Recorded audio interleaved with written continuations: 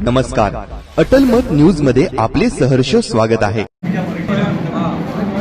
अध्यक्ष पदानंतर सभापती पदावरही सरशी, बहुमताचे गणित अचूक जुळवत निवडणूक बिनविरोध। छत्रपती संभाजीनगर जिल्हा परिषदेच्या अध्यक्षपदानंतर सभापती पदाच्या निवडीत भारतीय जनता पक्षाने पहिल्यांदाच आपले निर्विवाद वर्चस्व ठामपणे सिद्ध करत बाजी मारली।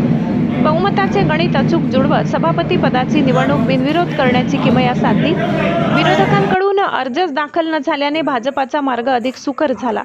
या निवडीसाठी शिवसेना व उबाटा गटाचे सदस्य गैरहजर राहिले, परिणामी निवडणूक बिनविरोध झाली। दरम्यान पीठासीन अधिकाऱ्यांनी सर्व सदस्यांच्या सह्या घेतल्या आणि प्रक्रिया पूर्ण केली। दाखल अर्जापैकी मीनाक्षी पवार यांची महिला व बालविकास सभापतीपदी तर बालाजी सोनटक्के यांची समाज कल्याण सभापतीपदी निवड निश्चित झाली। भाजपने आपल्या गटातून मीनाक्षी पवार, अनिता मोटे यांना संधी देत महिला नेतृत्वाला पुढे आणले। महायुतीचा समन्वय साधत राष्ट्रवादी काँग्रेस अजित पवार गटकडून बालाजी सोनटक्के यांना संधी दिली, तर अपक्ष असून भाजप पुरस्कृत सचिन गरड यांनाही सभापतीपद देऊन पक्षाने आपली राजकीय पकड अधिक मजबूत केली।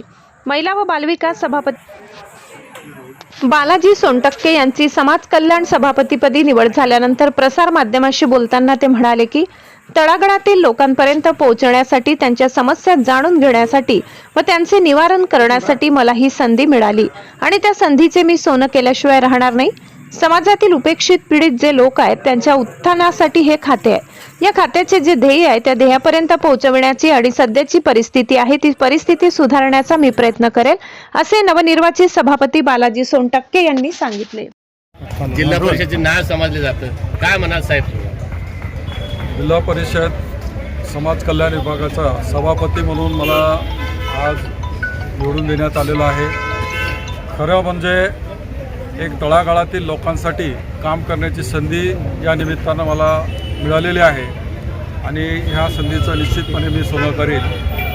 हे जे खातं आहे, समाजातले जे उपेक्षित पीडित लोक आहेत त्यांचं उत्थान करण्यासाठी हे खातं शासनाचं आहे। तर ह्या खात्याचं जे ध्येय आहे त्या ध्येयाच्या परत पोहोचण्याचा आणि जी काही आजची परिस्थिती आहे ती परिस्थिती निश्चितपणे सुधारण्याचा मी प्रयत्न करणार आहे। तुम्ही प्रशासकीय सेवेमध्ये होता साहेब, आता इथून पुढे तुमच्या अनुभवाचा काही फायदा होईल? निश्चितच ह्या ज्या काही योजना आहेत त्या योजना कुठे बारगळतात, का बारगळतात आणि त्यासंबंधीच्या फाईल्स पुढे का ढकलल्या जात नाहीत, कुठे अडकतात, याबाबतची निश्चित मला त्याची जाण आहे आणि चांगल्या योजना ह्या लोकांपर्यंत पोहोचल्या जातील यासाठी मी ते प्रयत्न करणार आहे। साहेब, महाराष्ट्र पोलिसांची ख्याती ही इंटरपोल पोलिसांची केली जाते।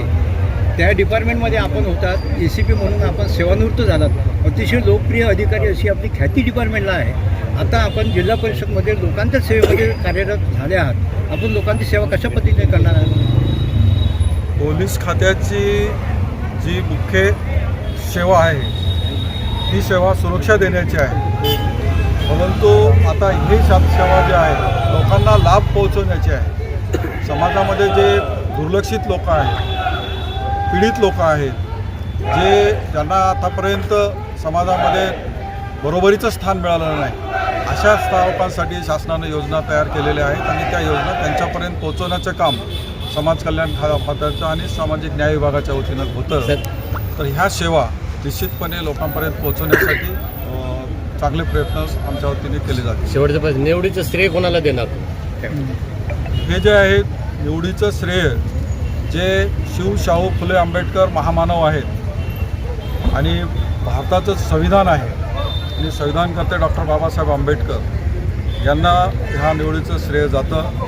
त्यानंतरचं श्रेय माझा राष्ट्रवादी काँग्रेस पक्ष जो सर्वांना घेऊन चालणारा आहे, सर्व समावेशक असलेला हा पक्ष। तर ह्या पक्षानं मला ही संधी दिली, तर त्यांना या पक्षाचे जिल्हा प्रमुख सतीश भाऊ, या पक्षाच्या आता आमच्या नवीन झालेल्या सुनेत्राताई, या सर्वांना हे श्रेय जातं।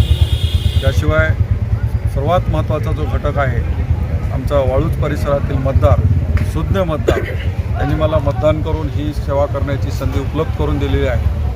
त्यांना सुद्धा ह्या विजयाचं श्रेय जातं। धन्यवाद।